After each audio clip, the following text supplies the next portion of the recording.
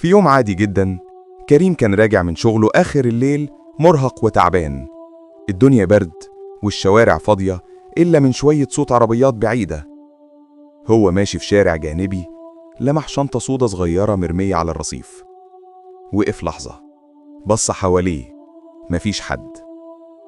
قرب منها بهدوء، فتحها، لقاها مليانة فلوس كتير جدا، رزم متربطة بشريط مطاطي شكلها جديدة، اللي يخلي أي حد تاني يفرح، لكن هو اتجمد مكانه. قلبه بيخبط وصوت في دماغه بيقوله خدها، رزقك جه لوحده. وصوت تاني بيرد بس دي أكيد تبع حد وهيجي يدور عليها. وقف كده دقيقة، الدنيا سكتت خالص، حتى الهوا وقف كأنه مستني قراره. وبعد تفكير قرر ياخد الشنطة ويروح القسم يسلمها.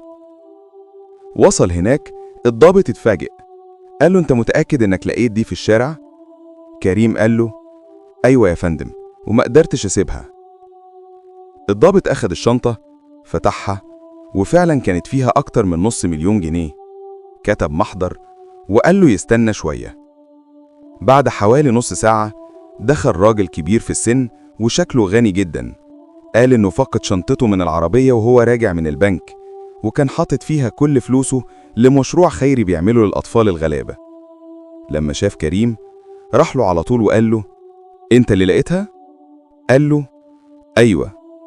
الراجل مسك ايده وقال له كنت فاكر لسه في ناس أمينة، بس انت رجعت لي الثقة في الدنيا.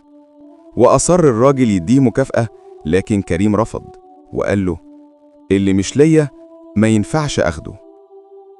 بعد يومين كريم كان قاعد في شغله العادي في محل أجهزة كهربائية.